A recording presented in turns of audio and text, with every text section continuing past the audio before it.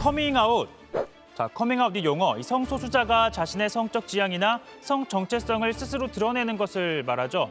자, 그런데 최근 추미애 법무부 장관과 검찰 간의 이 갈등을 표현하는 단어로 빈번하게 사용이 되고 있습니다.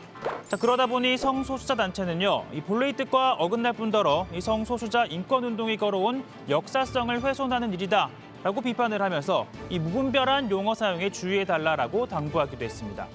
참고로 국가인권위원회와 기자협회가 만든 인권보도 준칙에서도 이렇게 용어 사용에 주의를 기울이도록 명시를 하고 있습니다. 자, 이번 갈등에 이 용어가 등장하게 된 시작은요, 추미애 장관이었습니다. 자, 이완우 제주지검 검사가 추 장관을 겨냥해 이 목적과 속내를 감추지 않은 채 인사권, 지휘권, 또 감찰권이 남발되고 있다라고 비판을 하자 추 장관이 이 검사와 관련된 기사를 공유하며 이렇게 커밍아웃 해주면 개혁만이 답이다라고 한 겁니다. 이에 최재만 춘천지검 검사가 그럼 나도 커밍아웃 하겠다라고 하자 강기정 전 청와대 정무수석은 검사들의 커밍아웃이 유행인가라고 꼬집었고요. 조국 전 법무부 장관은 이를 또 공유하기도 했습니다. 자, 급기야 커밍아웃 검사들의 사표를 받으라는 청와대 국민청원도 올라왔죠. 즉 추 장관이 쓴 한마디가 지금 갈등 상황을 일컫는 표현으로 쓰여지기 시작했던 겁니다. 추미애 법무부 장관과 검찰은 더 높은 인권 감수성을 지녀야 할 위치에 있으며 용어 선택에 있어서 또한 매우 신중을 기해야 할 것입니다. 아무리 올바른 주장을 할지라도 부적절한 용어를 사용한다면 그 주장의 설득력은 반감될 뿐입니다. 자, 일단 앞서 보신 이 청와대 청원은요, 윤석열 검찰총장을 추종하면서 검찰개혁을 방해하고 이 추 장관을 비판하는 검사들의 사표를 받으라는 내용입니다. 이 법무부 인권국장 출신인 황희석 열린민주당 최고위원도 이 과거 조국 전 장관의 발언을 이 소셜미디어를 통해 공유하면서 100명도 좋고 200명도 좋다라면서 사표를 받으라라고도 동조를 하기도 했습니다.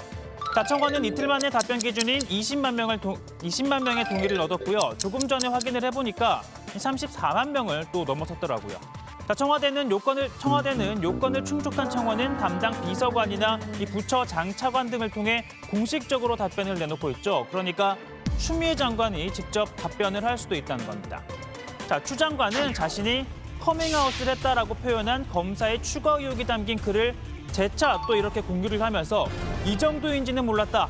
이 불편한 진실은 계속 이어져야 한다. 이 외면하고 직시할 때까지 말이다라고 적었습니다.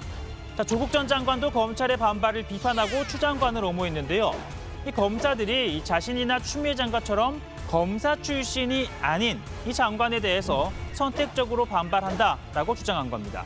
자, 이는 검찰 내 반발을 지켜보고 있는 민주당의 시각과도 일치합니다. 민정수석의 통제를 당연한 것으로 받아들이고 검찰 선배인 법무부 장관의 지위도 오랜 관행으로 여기며 순응했던 적도 있습니다. 이랬던 특종검사 집단이 비검사 출신 장관의 합법적 지위를 위법이라며 저항하고 있는 것입니다. 이는 아직도 특권의식을 버리지 못하고 있는 일부 특권검사 집단들의 잘못된 개혁 저항입니다. 자, 그러니까 지금 검사들의 반발을요, 그동안 특권을 누려온 일부 검사들이 이 검찰개혁에 따른 특권을 빼앗기지 않기 위한 저항이다라고 본 겁니다. 다만 검찰 내부 게시판에 글을 올리고 또 공감을 표하는 검사들 중에서는 그동안 추미애 장관이나 여권이 문제 삼은 특수통 검사 외에도 일반 형사 사건을 맡아 묵묵히 일해온 형사부 검사 그리고 기수와 소속을 망라한 것으로 전해지고 있습니다.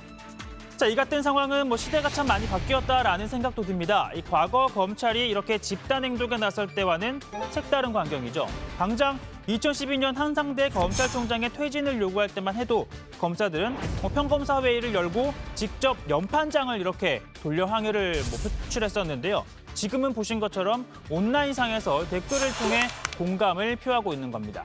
자, 그러다 보니 사실상 이번에도 이 추 장관에 대한 소위 디지털 검란 아니냐라는 해석도 나오고 있는데요. 다만 이 검사 출신이기도 한 변호사는 이 검사들이 이 집단적으로 반발할 가능성은 낮다고 봤습니다. 게시판에서 이 본글과 댓글이 갖는 의미는 좀 다르다고 봅니다. 본 글은 깊은 고민이 좀 필요하죠. 자신의 주장을 정리해서 구체적으로 표현을 하는 것이지만 댓글은 예. 거기에 동의나 반대 정도의 의사를 표시하는 거기 때문에 고민의 깊이가 다르죠. 예. 그러니까 2천여 명 되는 전체 검사 중 10분의 1 정도인 200여 명이 댓글을 달았다는 그 정도만 갖고 집단 반발로 좀 해석하기 좀 어려울 것 같습니다. 네, 그러니까 작심하고.